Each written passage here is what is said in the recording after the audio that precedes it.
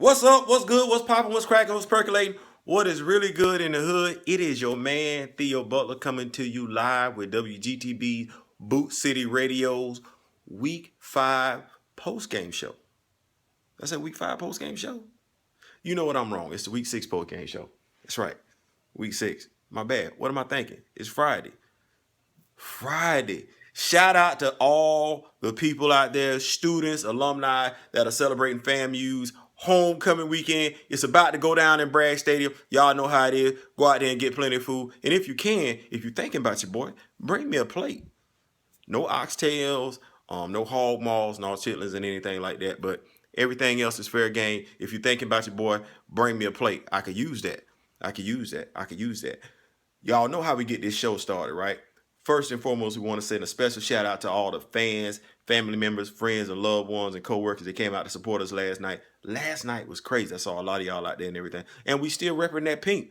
We still repping that pink for everyone who's either been affected or knows someone that's been affected by breast cancer awareness. We still out there showing that love and support and everything. We got a few more weeks in October, so y'all keep that up and everything like that. But let's talk about these games. Man, let's talk about these games. It's two games in particular that highlighted the night. So we'll talk about them later. We're going to talk about two games. We're going to talk about the other two games. The first one, and Rick, y'all dead wrong for what y'all did, but I understand why y'all had to do it. Y'all had to make up something.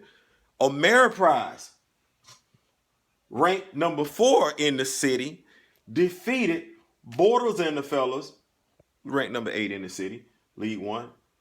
41-19. Had an opportunity to speak to Rick about the game and everything like that. They said they were still mad about the loss to Ramrod the week before, so they put it on Borders and the Fellas.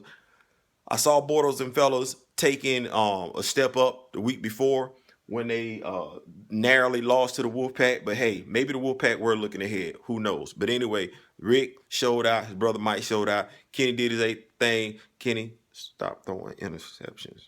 Stop it. But those guys came out and did their thing against Borders and the Fellas, 41-19. Black Magic. You know what? Black Magic is synonymous with winning. Should we just go ahead and say that? We're just going to say, we're not going to call them Black Magic anymore. We're just going to say the winners. The winners are, we're just going to call them the winners. Anyway, Black Magic defeated Shake and Bake 40-12. The season, wow. I did not see this coming. Y'all should know Shake and Bake is a lot better than this. Jason, you guys are a lot better than this. I don't know what's going on. But the struggles for Shake and Bake on offense continue. They lost that game 40-12. I wasn't able to check out the game, but I was able to catch Ocho making a nice catch in the back of the end zone. Don't know who threw it to him, but I saw you, Ocho, make a nice catch in the back of the end zone. Great game, Black Magic. I'm going to save my game for last because that was the number 2 against number 3 game. Number 2 Ramrod against number 3 Wolfpack. We'll say that for later.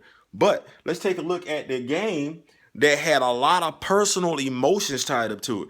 That was number 5 Pink Savages against number 6 Real Talk. Here's what we're looking at. We're looking at Dupree, who helped founded the Pink Savages. Left the team to go to Real Talk because, well, felt some type of way about how the team was being ran. So he went to Real Talk. Dupree had been chatting it up from what I was told in the group text messages that he's still a part of, been chatting it up and everything like that. He'd also posted something on Facebook about them Pink Savages was going to be in trouble. I asked TA about it. I said, TA, how you feel about this? He said, well, man, the dude been talking, Theo. So we finna go out there and get him that work. And get them that work that they did. Pink Savages 33, Real Talk 20. Hey, did I pick Pink Savages to beat Real Talk last week? Let's think about that for a second. Okay, that's a little bit longer than a second. But I did pick Pink Savages to beat Real Talk last week. And that is exactly what they did. They rolled up. Hey, Josh, you have to be the most temperamental quarterback that I've ever seen. You got to get your emotions in check and pull it down a little bit. But anyway, those guys, Pink Savages, have been on a tear recently. They have been they've always put up points. So let's just call it a spade. They've always put up points. But that defense has been coming around. They roll up Real Talk 33-20. the game of the night. At least I thought it was the game of the night. The game of the evening, I should say, because it was actually the early game. Hey, Parks and Rec, y'all gonna have to do a better job about how y'all schedule some of these primetime games, because y'all got primetime games being the early game, and that ain't the way that should be. Anyway, it featured number 2 Ramrod against number 3 Wolfpack. Let me just go ahead and tell you what the game plan was going into this game. The game plan was to limit E as much as possible. Contain him, because E is a force of nature. He don't look as fast when you look at him, but E has that in the work. He got it. I'm just gonna say he got it. The man is a beast. He's an all-around athlete. You can call him little beast mode if you want to. But the plan was to limit E. Limit E on offense and take him out of the game defensively. The plan was also to make last night Josh's worst night at quarterback. Flip, a.k.a. Mr. All Night Long, the rusher for the Wolfpack, probably had anywhere between 7 and 10 sacks last night on Josh, if I'm not mistaken. Dexter Sutton did a great job in containing E last night. And I myself, they play a cover 3. E was the deep safety. I ran sprints all night long. Didn't catch any passes, so shout out to E for doing that. But you helped me lose some calories, burn a lot of calories last night. I appreciate that. Anyway, the outcome of the game, Chris Williams came through in the second half of the game, allowed us to work that game underneath. Brian, a.k.a. Mr. Excuse Me, caught a great pass in the back of the end zone last night. Anyway, the Wolfpack turned up and defeated Ramrod 26-18.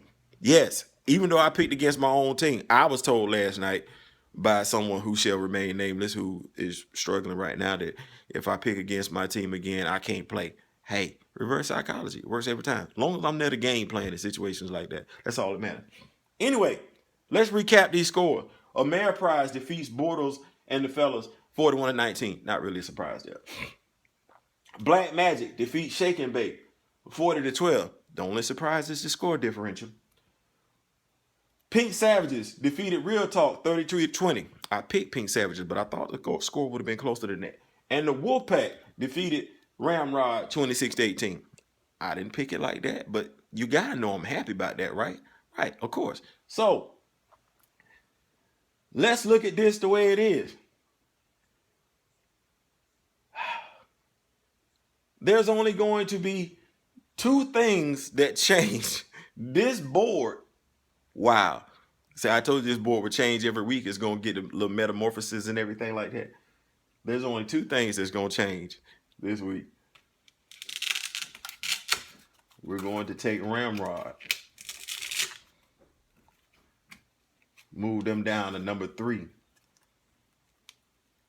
And the Wolfpack have a legitimate hold on number 2. Last night was a statement game for the Wolfpack. I'm happy for them. I'm happy for us. I didn't catch a pass, but I'm happy. So here's what we're looking at after the board has reshuffled. Black Magic continues their winning ways. They are ranked number 1 in the city still. The Wolfpack defeated number 3 Ramrod. I'm going to say number 2 Ramrod to seize the number 2 position, put a legitimate hold on it. And honestly, 26-18, that score is not indicative of how that game went, because that game was not that close. Ramrod's number 3, nothing to be ashamed of. These guys have a system, like I said, that's working to the fullest, to the max and everything like that. Ameriprise has reassumed their winning ways. They're at number 4. Pink Savages definitely did their thing against Real Talk. Number 5 showed that there's a distinct difference between the 2. Shake and Bake being dismantled. Black Magic dismantling Shake and Bake. It's really not fair. It is what it is. So Shake and Bake is still number 7. Bortles and the fellas are ranked. They gotta win a game and do something. But that's it. Y'all share the video. Make sure y'all subscribe. Tell your friends. Subscribe. Oh yeah, that's my Knowles jersey. I'm a student over there at Florida State, proud veteran. But y'all make sure y'all share the video. Y'all make sure y'all subscribe to the YouTube channel. We got some interesting things that we're trying to do with Parks and Recreation to further grow the sport exponentially. Exponentially? That's not a word. It's exponentially. Don't say it right. Don't say it right if you're not gonna say it at all. Just say it right. But anyway, trying to grow the sport exponentially here at Tallahassee and everything. We got some big things coming y'all way. Hey, by the way, before I go, the All-Star game, FAMU, team FAMU, team FSU, team Miami, and team Florida. Remember, we need you guys to tell us what team you want to be a part of so we make this happen. The rosters are only 17 deep. Y'all holler back at me.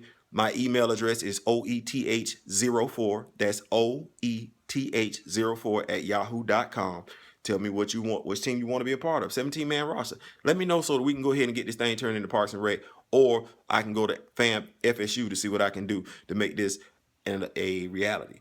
That's my time. Theo Butler, WGTB Sports Flag Football Post Game Show. I'm out. Peace.